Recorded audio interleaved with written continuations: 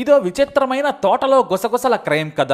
Location Telangana Janagama జిల్లా station Ghanpur మండలంలోని శివునపల్లి గ్రామం. మామిడి తోటలో పనిచేసుకుంటున్నాడు కరుణాకర్. ఇతని తండ్రి తేగల యోబు, తల్లి మరియలు కూడా తోటలోనే పనిచేస్తున్నారు. కరుణాకర్ వయసు 35 ఏళ్లు. హైదరాబాద్లో ప్రైవేటు ఉద్యోగం చేసుకుంటుంటాడు. అప్పుడప్పుడు వచ్చి తల్లిదండ్రులకు వ్యవసాయంలో సాయం చేస్తుంటాడు. కరుణాకర్ భార్య పేరు కవతి. ఇద్దరు పిల్లలు కూడా ఉన్నారు. కరుణాకర్ కవితలది అన్యోన్య బంధం. జీవితం హాయిగా సాగిపోతుంది. అయితే వీరి తోటకు దగ్గరలోనే చిక్కుడు నాగరాజు పొలం ఉంది. ఈ నాగరాజు హమాలి పని చేసుకుంటూ జీవనం సాగిస్తున్నాడు. వ్యవసాయ పనులను ఎక్కువగా నాగరాజు భార్య చూసుకుంటూ ఉంటుంది. అయితే పక్కపక్కనే ఉన్న భూముల కారణంగా అప్పుడప్పుడు కరుణాకర్ అలాగే ఈ నాగరాజు భార్య మాట్లాడుకునేవారు. అయితే వారి పరిచయం కాస్త అక్రమ బంధానికి దారితీసింది. తోటలోని గుడిసెలోకి వెళ్లి శృంగారంలో గుట్టుగా పాల్గొని ఎవరి దారిన వారు వెళ్లిపోయేవారు.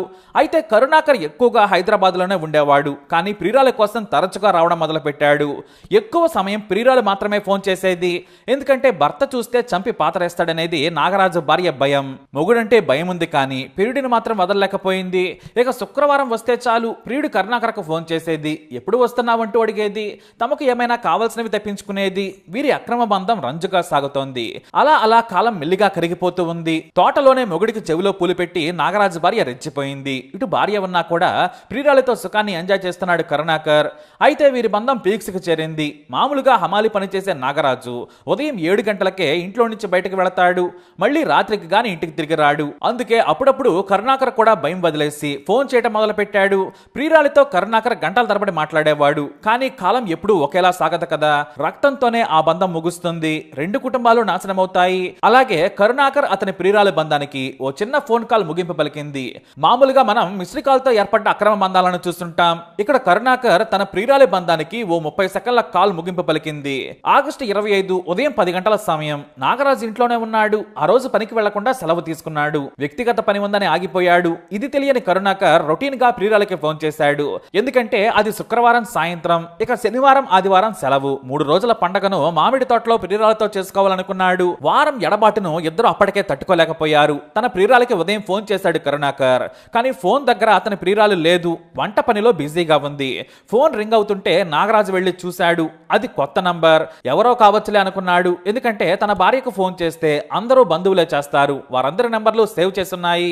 మరి ఈ నంబర్ ఎక్కడిదనుకున్నాడు. బయటకు చూశాడు. భార్య బయట ఉంది. ఫోన్ లిఫ్ట్ చేశాడు నాగరాజు. వెంటనే అవతల వైపు నుంచి మగ గొంతు వినిపించింది. ఈ రోజు సాయంత్రం హైదరాబాద్ నుంచి వస్తున్నాను. తోటలోకి అందంగా తయారైరా, ఎంజాయ్ చేద్దామని మాట్లాడేసి ఫోన్ పెట్టేశాడు. కనీసం ఫోన్ ఎవరు లిఫ్ట్ చేశారు అనేది కూడా చూసుకోలేదు కరుణాకర్. నాగరాజు మనసు కొత్తలాడిపోయింది. ఆ గొంతును ఎక్కడో విన్నానే అనుకున్నాడు. కాస్త ఆలోచిస్తే కరుణాకర్ గొంతులా అనిపించింది. నాగరాజు రగిలిపోయాడు. నా భార్య ఎంత గలీజ్ పని చేస్తుందా అనుకున్నాడు. కానీ ఆమెను చూస్తుంటే నవ్వుతూ ఏమీ తెలియనట్లే హాయిగా మాట్లాడుతోంది. కానీ తాను బరువులు మోస్తూ ఒళ్ళు హోనం చేసుకుని కుటుంబాన్ని పోషిస్తుంటే తన భార్య ఎలా చేయడం తట్టుకోలేకపోయాడు.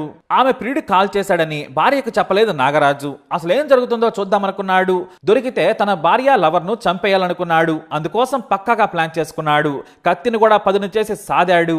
చేపలు పట్టే వలను సిద్ధం చేసుకున్నాడు. ఇంట్లోనే పడుకుని భార్యను గమనించడం మొదలుపెట్టాడు. కానీ తన భార్యకు మళ్ళీ ఫోన్ రాలేదు. అయితే తాను బయటికి వెళితే మళ్ళీ తన భార్య ప్రియుడికి కాల్ చేస్తుందేమో అనుకున్నాడు నాగరాజు. దీంతో ఏమీ తెలియనట్టే బయటికెళ్ళాడు. నిజంగానే సాయంత్రం హైదరాబాద్ నుంచి కరుణాకర్ వచ్చాడు. దగ్గరకు వస్తుండగానే కాల్ చేశాడు. అందంగా తయారై తోటలోకి రమ్మని కరుణాకర్ ప్రియురాలికి చెప్పాడు. సరిగ్గా భర్త బయటికి వెళ్ళాడని దగ్గరే కావడంతో అందంగా తయారై నాగరాజు భార్య పొలానికి వెళ్ళింది. మరోవైపు నాగరాజేమో భార్యను కాపు కాస్తూ ఉన్నాడు. తన భార్య కాపు కాస్తున్నాడని తెలియని అతని భార్య అందంగా తయారై మామిడి తోటలోకి వెళ్ళింది. సరిగ్గా మామిడి తోటలోకి వెళ్తుండగానే కత్తిని పట్టుకుని వారికి కనిపించకుండా వేరే దారి నుంచి వెళ్ళాడు నాగరాజు. ఇక ప్రియురాలిని చూడగానే కరుణాకర్ ఖుషి అయిపోయాడు. ఇద్దరు ఓ చెట్టు చాటుకు నిలబడి కబుర్లు చెప్పుకుంటున్నారు. వారిద్దరూ నవ్వుతూ మాట్లాడుతుండగా లైవ్ లో చూశాడు నాగరాజు. ఫోన్ కాల్ కు లైవ్ వీడియోకు లింక్ మ్యాచ్ అయింది. ఇద్దరి మధ్య అక్రమ బంధం సాగుతుందని రూఢీ చేసుకున్నాడు. వారిద్దరూ ఇక ఎంజాయ్ చేసేందుకు సిద్ధమవుతున్నారు. వెంటనే మెల్లిగా వెళ్లిన నాగరాజు ఒక్కసారిగా కత్తితో వెనుక నుంచి దాడి చేసి పదే కరుణాకర్ను పొడిచాడు. తన భర్తను అలా చూసిన నాగరాజు భార్య కేకలు వేసి వణికిపోయింది. తనను కూడా చంపుతాడేమో అనుకుంది. అరిస్తే చంపేస్తానన్నాడు. దీంతో వణుకుతూనే నాగరాజు భార్య నోరు మూసుకుంది. మెడ మీద తీవ్ర గాయం కావడంతో కరుణాకర్ అక్కడికక్కడే కుప్పకూలిపోయాడు. ఆ తరువాత తన భార్యను ఇంటికెళ్ళమని చెప్పాడు. తెచ్చిన కుచ్చు వల సంచిలో మూట కట్టేసి నమిలిగొండ చెరువులో పడేసి ఇంటికి వెళ్ళిపోయాడు నాగరాజు. అయితే హైదరాబాద్ నుంచి ఇంటికి వెళ్లిన భర్త ఫోన్ చేయకపోవడంతో భార్య పలుమార్లు కాల్ చేసినా రిప్లై కూడా లేదు. పిల్లలు కూడా ప్రయత్నిస్తూ ఉన్నారు. దీంతో ఆ ఇంటికే వచ్చాడని మృతుడి తల్లిదండ్రులకు కరుణాకర్ భార్య కవిత చెప్పింది. దీంతో గ్రామం మొత్తం వెతికారు. కరుణాకర్ స్నేహితులందరికీ కాల్ చేసినా కూడా తమకు తెలియదని చెప్పారు. దీంతో ఎక్కడైనా ఫ్రెండ్ దగ్గర ఉన్నారేమో అనుకున్నారంతా. కానీ కనీసం ఫోన్ కూడా చేయకపోవడంతో పాటు కాల్ కూడా కనెక్ట్ కాకపోవడంతో భయపడ్డారు. ఇక కరుణాకర్ భార్య కుటుంబ సభ్యులు అతని సోదరులు చుట్టుపక్కల గ్రామాల్లో వెతికారు. బంధువులకు కాల్ చేశారు. అప్పటికే 2 రోజులైనా కూడా కరుణాకర్ ఆచూకీ లేదు. అయితే ఖచ్చితంగా గ్రామానికే వచ్చాడని భార్య చెప్పింది. సరిగ్గా విలేజ్ కు దగ్గరలో ఉన్నప్పుడు తమకు చెప్పాడని పిల్లలు సైతం బంధువులకు చెప్పారు. ఇక చేసేది లేక పోలీసులకు ఫిర్యాదు చేశారు కరుణాకర్ తల్లిదండ్రులు. మరోవైపు కరుణాకర్ కోసం తీవ్రంగా గాలిస్తున్న వారి కుటుంబ సభ్యులను చూసిన నాగరాజు కంగారు పడ్డారు. ఇక తన పేరు బయటకు వచ్చేస్తుందేమో అనుకున్నాడు. వెంటనే కామ్ గా వెళ్లి తానే కరుణాకర్ను చంపానని ఫోన్ కాల్ నుంచి మర్డర్ వరకు మొత్తం పోసకొచ్చినట్లు చెప్పాడు నాగరాజు.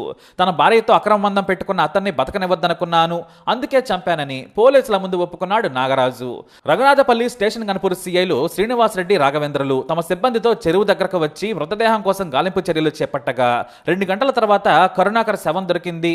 అప్పటికే మృతదేహం ఉబ్బిపోయి కుళ్ళిపోయే దశకు చేరుకుంది. భర్త మృతదేహాన్ని ఆ స్థితిలో చూసిన భార్య కవిత కన్నీరు మున్నీరైంది.